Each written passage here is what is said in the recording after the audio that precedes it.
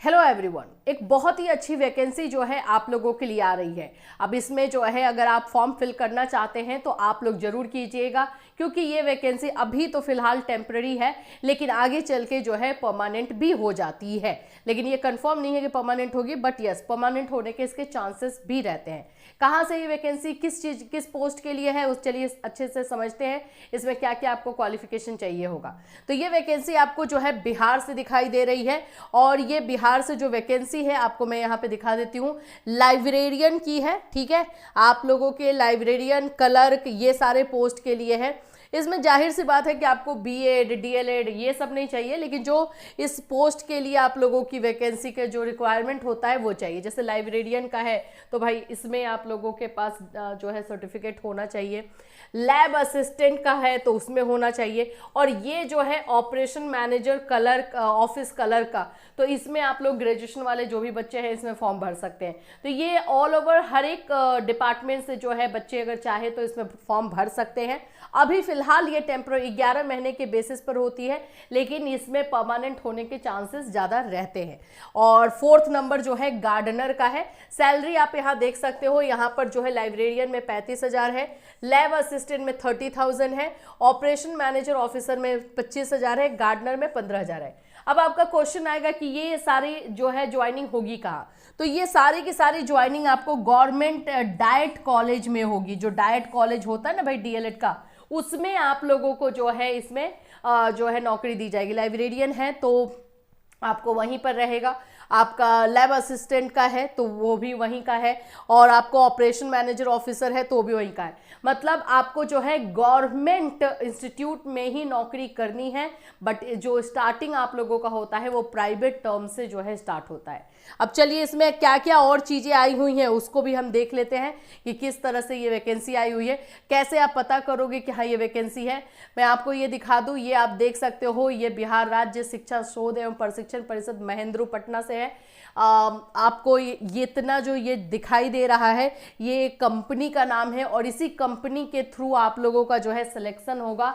हर एक जिला, हर एक डिस्ट्रिक्ट के लिए जो है कंपनी दिया गया है, उस कंपनी के थ्रू होगा। अब हर एक डिस्ट्रिक्ट में एक ही कंपनी है, 2-3 कंपनी है, उसके थ्रू आप लोग जो है आप लोगों का सिलेक्शन, वहाँ पे आपको सीवी अपना भेजना है और अपना जो क्वालिफिकेशन, जो सर्टिफिकेट है वो आपको डालना है, वहाँ से आप लोग जो है सिलेक्ट किए जाओगे। ठीक है, तो ये जो है प्रोसेस है। इतने सारे जो ये दिए गए हैं कंपनी का नाम है।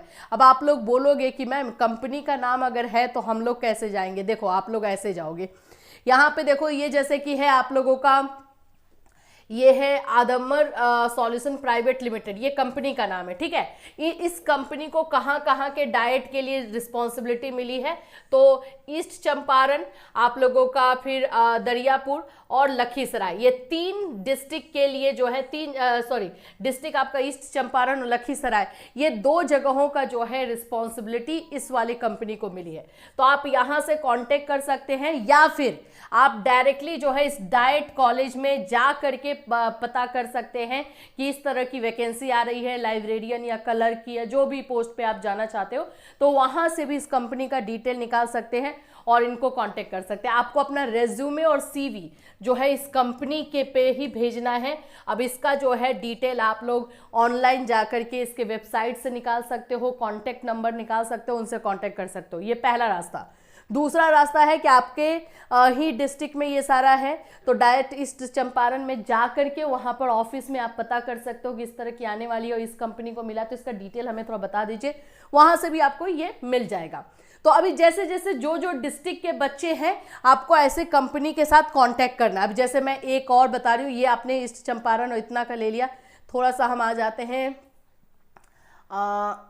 और भी देखो ये सारा दिया हो। जैसे हम आ जाते हैं इधर सारण का, सारण के बच्चों का देख लो, यहाँ पर है आपका हॉकमैन टेक्नोलॉजी प्राइवेट लिमिटेड, ये कंपनी को रिस्पॉन्सिबिलिटी मिली है।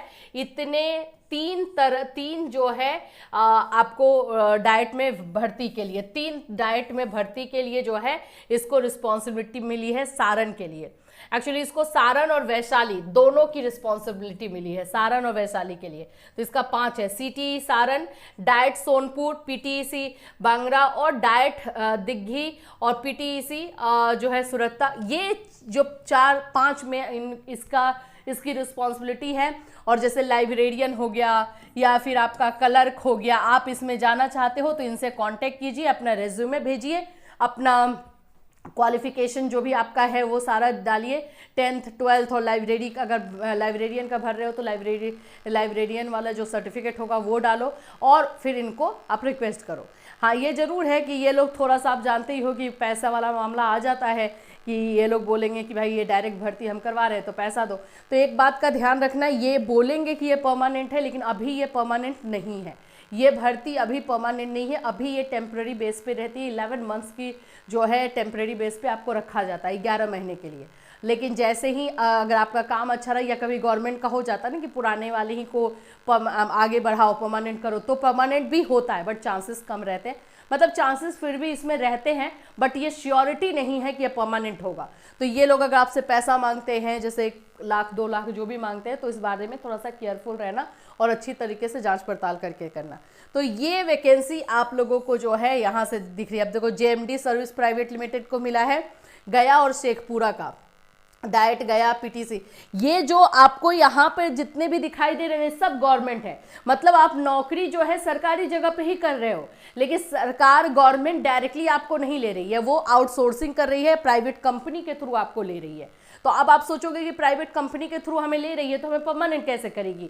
परमानेंट तब करेगी जैसे कि उसको मानो कि नेक्स्ट फिर से और ज़्यादा जो है लोगों की ज़रूरत है, और तो आपको जो है आगे बढ़ा देगी, प्रमोशन दे देगी आपको और फिर पीछे से लेगी।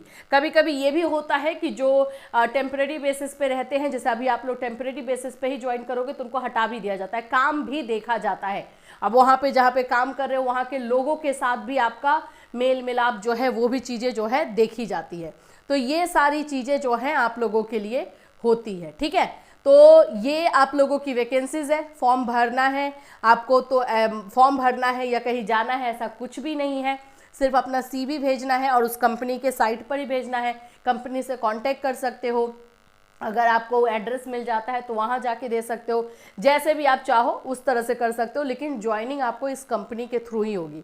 अभी यहाँ पर आपको हम सैलरी बता देते हैं। भाई सैलरी मैंने आपको बताया, लाइब्रेरियन की सैलरी देखो 35,000, कम तो सैलरी है नहीं, मानो कि 11 महीने के लिए भी होता है तो भाई सैलरी अच्छी खासी आ ही जाएगी आपको। लैब असिस्टेंट है तो इसमें भी आपको सर्टिफिकेट चाहिए होगा। देखो, लैब में जिन्होंने भी काम किया है वो बिल्कुल इसमें ज्वाइन कर सकते हैं, आप जा सकते हैं। तो ये चीज़ें जो हैं बिल्कुल आप लोगों को एक सर्टिफिकेट की ज़रूरत होगी और आपको मिल जाएगी नौकरी। ऑपरेशंस मैनेजर, ऑफिस क्लर्क और गार्डनर, ये सारी वैकेंसीज आप देख सकते हैं। गार्डनर वाले में यही है कि आपको एक सर्टिफिकेट लगाना होगा कि हाँ आपने जो है किसी गार्डन में काम किया है और ये क्या, वो सर्टिफिकेट जरूर दे देना। उससे क्या है कि आपका एक बोलते हैं ना कि उसमें चांसेस आपका जो है ज़्यादा हो जाता है। तो ये आप लोगों के लिए जो है सैलरी, ये सारी जो है पोस्ट आई हुई है। यहाँ पर ये सारा जो देखोगे ये सभी चीज़ें जो हैं भेजी गई हैं, आप बोल सकते हो इन लोगों के लिए। यहाँ पे देखो, सभी चयनित एजेंसी को राज्य शिक्षा शोध एवं प्रशिक्षण परिषद बिहार पटना एवं बिहार राज्य में अवस्थित सरकारी शिक्षक प्रशिक्षण संस्थानों में संलग्न सूची के अनुसार संस्था आवंटित कर अविलंब चयन प्रक्रिया में शामिल होने के लिए मानव बल उपलब्ध कराने हेतु आदेश दिया जाता है। प्रत्येक एजेंसी से एक रिक्ति के विरुद्ध 4 मानव बल, यानी कि जैसे एक लाइब्रेरियन का एक जगह का है तो उसमें 4 पोस्ट, 4 जो है आदमियों को लिया जाएगा, उसमें एक को फिर लिया जाए, जिसे परिषद कार्यालय में दिनांक 27 दिसंबर 2024 संध्या 6 बजे तक जमा करना होगा। देखो, ये वाला जो डेट है ना वो आगे बढ़ चुका है। बहुत सारे बच्चे देखेंगे और बोलेंगे कि मैम ये तो 27 दिसंबर था, लास्ट डेट हो गया। नहीं, आगे बढ़ गया, इसीलिए जो है आपको बनाया जा रहा है। आपको इसमें ज़्यादा ऑनलाइन और ऑफिशियली जो है कुछ इन्फॉर्मेशन नहीं है। आपको अगर जो है इन्फॉर्मेशन चाहिए, ऑफिशियल इन्फॉर्मेशन चाहिए, तो आप अपने डाइट वाले ऑफिस में जहाँ पे जो एड्रेस दिखाया जा रहा है वहाँ पे जाके मिल लो, वहाँ पे पता चल जाएगा। क्योंकि ये काम टाइम पे पूरा नहीं हो पाया है, इसी की वजह से ये किया गया। अब दूसरा नोटिस तो ऐसे हमें मिला नहीं है, मिलता तो हम आपको वो भी दिखाई देते।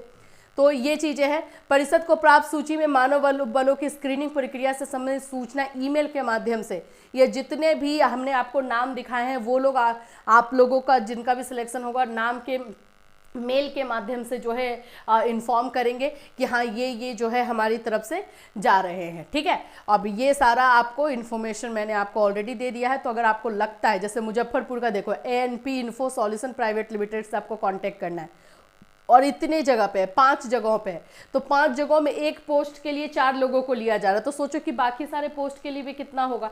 तो इस तरह से वैकेंसीज ठीक ठाक निकल गई है और ये बिहार के बच्चे ही अपने अपने डिस्ट्रिक्ट में भरेंगे।